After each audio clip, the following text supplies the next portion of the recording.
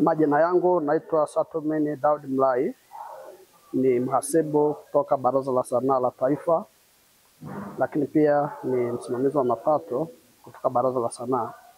Leo tarehe 28 na tarehe 29 kesho tutakuwa hapa katika mkoa wa Songwe kwa ajili ya kutoa mafunzo wezeshi. Mafunzo ya kuwawezesha maafisa biashara pamoja na maafisa utamaduni katika matumizi ya mfumo wa AMIS pamoja na Tausi. Mifumo hii imeunganishwa, hii ikiwa ni kutekeleza agizo la Mheshimiwa Rais alilosema kwamba tuunganishe mifumo yetu, mifumo ya serikali iweze kusomana. Kwa hivyo tumeunganisha hiyo, tutakuwa na maafisa tamaduni wote, maafisa biashara kutoka katika wilaya zote za mkoa wa Songwe. Lengo haswa ni hilo la kuunganisha, la kuwawezesha kufanya kuunganisho mifumo. Tutaongelea mada mbalimbali, tutawapitisha kwenye kanuni za Baraza la Sanaa la Taifa, tutawapa na biashara ambazo zinapaswa kutekelezwa kwa kuunganisha hiyo mifumo pamoja na mambo mbalimbali. Sisi Baraza la Sanaa la Taifa tunadili na kukuza, kufufua na kuendeleza sanaa katika nchi yetu ya Tanzania.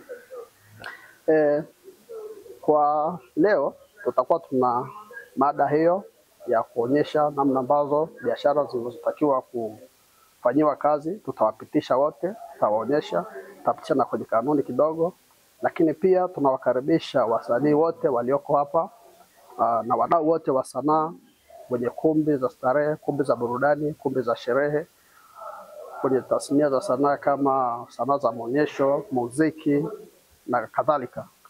Kama kuna maswali, kuna maoni, kuna lolote, basi tuko hapa kwa ajili yao. Wanaweza wakafika na wakatuuliza, tutawajibu kwa namna ambavyo watakuwa wanauliza. Tunawakaribisha sana watu wote ambao ni wadau wa sanaa katika mkoa wa Songwe. Sisi tuko hapa kwa hizo siku mbili, wanaweza kufika basi tukashia pamoja mambo mbalimbali yanayohusiana na sanaa. Sanaa ni ajira, kwa hivyo tuzingatie maelekezo ya Baraza la Sanaa. Sanaa ipo na imeanzishwa kwa mujibu wa sheria ya mwaka 1984 na sheria hii inawaelekeza, tukisoma ile sura ya 204 kifungu cha 4 kifungu kidogo A, inasema ni lazima msanii yeyote anayefanya kazi za sanaa awe amesajiliwa. Lakini pia tukienda kifungu hicho cha 204, sura hiyo ya 204 kifungu cha 4 B, anasema kuna adhabu. Unaweza kupewa adhabu ya kuanzia shilingi milioni 1 na kuendelea. Zipo adhabu nyingi zinazoelezwa na kanuni yetu. Kama mtu hajasajiliwa kwa kufanya kazi za sanaa ni makosa. Kwa hivyo tunaomba wote tuzingatie, kufanya kazi ya sanaa bila kusajiliwa ni makosa na adhabu zake ni kuanzia shilingi milioni 1 na kuendelea. Karibuni sana. Kama kuna yeyote ambaye ana changamoto, anataka kuuliza, anataka kupata ufafanuzi kuhusiana na sanaa pamoja na miundombinu ya sanaa, tunawakaribisha sana hapa katika mkoa wa Songwe ili kusudi tuweze kushirikiana. Asante sana. Kwa majina naitwa Bwana James Oloji, ni afisa Baraza la Sanaa la Taifa. Tuko hapa Songwe kwa mkoa kwa ajili ya kuendesha mafunzo, kutoa elimu kwa maafisa sanaa na maafisa biashara wa halmashauri ya mkoa huu wa Songwe kuhusu mfumo mpya wa wadau wa sanaa maarufu kama AMIS.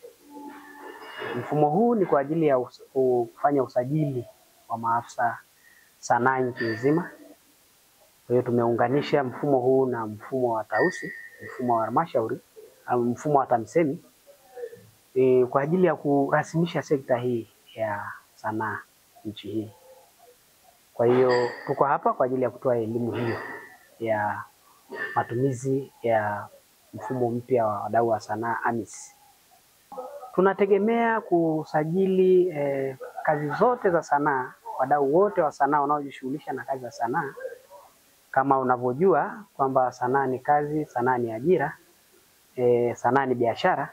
Kwa hiyo tuna expect kwamba baada ya mfumo huu kueleweka kwa maafisa wote wa utamaduni na maafisa biashara wa halmashauri kote nchini, tunategemea kuwa kazi ya sanaa, kazi zote walengwa wote wa sanaa watakuwa wamejisajili kwenye mfumo huu na kuifanya sekta sasa ya sanaa kuwa rasmi kwa kupata takwimu sahihi ya wasanii na wafanyakazi na watu wanaofanya biashara za sanaa nchi nzima. Kwa hiyo rai yetu kama Baraza la Sanaa ni kuwaomba wadau wote wa sanaa waweze kujisajili ili kurasimisha sekta ya sanaa. Tulikuwa tunataka kuirasimisha sekta. Sasa hatuwezi kurasimisha sekta kama hatutakuwa na mfumo madhubuti wa kuwasajili wasanii na wafanyabiashara wote wanaofanya kazi za sanaa. Kwa hiyo kwa sasa tutaitatua changamoto hiyo ya kutokuwa na database ya wasanii kwa nchi nzima. Kwa hiyo kwa sasa tutakuwa na database, na database hiyo itaondoa kero nyingi kama ya kuondoa vibali ambavyo vinakuwa vinakatwa ovyo ovyo, vibali feki. Lakini pili, itaondoa urasimu. Lakini itamwekea afisa utamaduni mazingira mazuri ya kufanyia kazi kwa kuwa unafanya kwenye mfumo. Lakini pia sekta ya sanaa kwa ujumla itakuwa rasmi kwa kuwatambua wafanyakazi wasanii wote na watu wanaofanya kazi za sanaa. Lakini kwa kuongeza kipato, kwa sababu tutawasajili na tutasaidia kuongeza kipato. Lakini pia tutasaidia pia wafanya kazi za sanaa wote watambulike na wataweza kupata namba za NIDA kwa urahisi. Wote watakuwa na namba za NIDA, lakini pia watakuwa na uwezo kupata msaada wa kisheria kutoka Baraza la Sanaa la Taifa. Lakini la mwisho ni maagizo ya Mheshimiwa Rais kwamba mifumo yote isomane za serikali isomane. Kwa hiyo pia ni utekelezaji wa maagizo ya Mheshimiwa Rais.